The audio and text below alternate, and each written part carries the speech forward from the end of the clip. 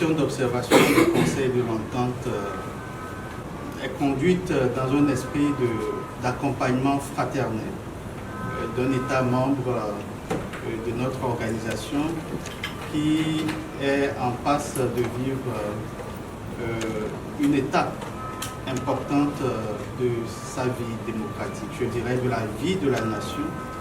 Et donc, il était important pour nous de nous tenir aux côtés de l'État et du peuple béninois pour lui témoigner notre solidarité, notre fraternité, qui sont des valeurs traditionnelles et constantes de notre organisation internationale. Donc notre objectif n'est pas de juger, d'évaluer le processus, mais juste de nous tenir à côté de nos frères béninois, voir comment les choses se conduisent et éventuellement identifier des bonnes pratiques que nous pourrons partager dans l'ensemble de l'espace entente.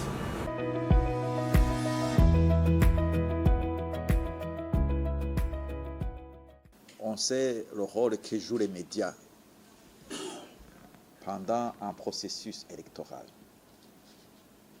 Et tout le monde est intéressé. Le parti ou les candidats au pouvoir ou dans l'opposition sont intéressés. Chacun souhaite que les médias, la radio, la télévision, la presse écrite lui servent de relais pour faire connaître ses projets ou son projet s'il en a, son programme. Et en dessous, pour aider, pour que justement son projet, son programme concourt à ce qu'il y ait des suffrages qui se rangent derrière lui. Ça veut dire que vous avez un rôle très important.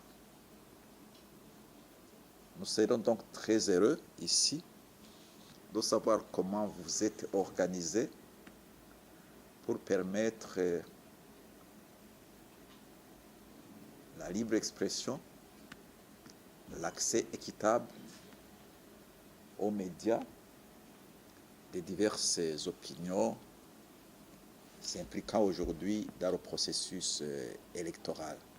Si la HAC a pris un ensemble de dispositions pour encadrer la couverture médiatique des élections de la présidentielle de 2026, mais aussi des dispositions pour encadrer l'égalité, l'équité des candidats et l'accès des candidats aux médias, mais aussi des dispositions pour garantir la paix sociale.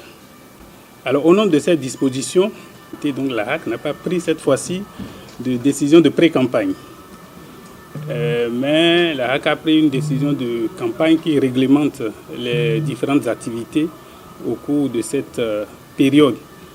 Et à la suite, dans l'exécution, on s'est rendu compte quand même qu'il fallait corriger un certain nombre de choses en ce qui concerne les formats des émissions que nous avons proposées aux candidats. Donc la HAC, par la suite, a pris une décision pour modifier la première décision de campagne. Ensuite, la HAC a aussi pris une décision pour sélectionner les médias qui, en plus des médias du service public, a sélectionné des médias pour accompagner, pour donner un coup de pouce aux candidats. Donc, nous avons sélectionné les radios, les télévisions, la presse écrite et surtout aussi les médias en ligne. Donc aussi, la HAC a fait signer aux candidats une charte de bonne conduite. Il fallait aussi renforcer la capacité des professionnels des médias, ce que la HAC a fait aussi au cours de la période, a organisé une série de sessions de formation à l'endroit des professionnels des médias. Et pour finir, j'allais dire que la HAC a aussi procédé à la sensibilisation, pas des communiqués, mais aussi par des micro-programmes à l'endroit des professionnels des médias, mais aussi à l'endroit de la population, pour quand même que chaque citoyen aille accomplir son devoir civique. Non, nous avons posé des thématiques.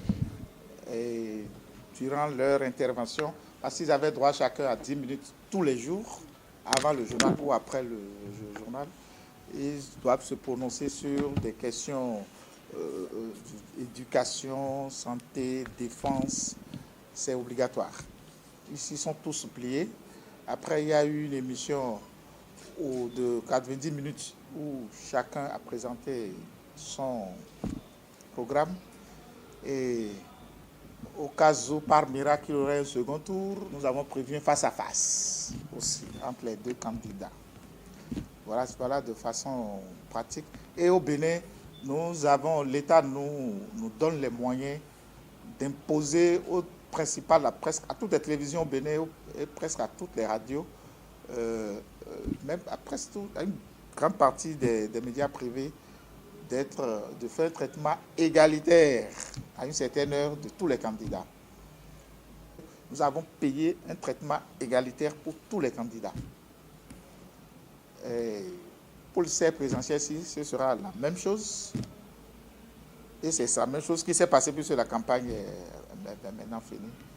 L'État donne les moyens pour que les médias privés aussi s'astreignent à un certain traitement égalitaire. Mais cela ne veut pas dire que si un candidat a plus de moyens, il n'ira pas acheter maintenant, en dehors des heures de la HAC, des émissions ou des temps d'antenne. Ça, il est libre de le faire. Pour les médias en ligne, au Bénin, nous avons trouvé la solution que nous avons trouvée, ce n'est pas encore la bonne solution, on sait que personne ne trouvera ça de sitôt, c'est de donner une existence légale aux médias en ligne. C'est-à-dire nous signons des conventions avec elles. Ce n'est pas facile, nous sommes déjà à 100, mais au moins ceux-là, ils savent qu'ils ont signé une convention et nous les prenons en compte, eux aussi ont été payés. Il reste une multitude qui ne sont pas encore entrés dans les rangs.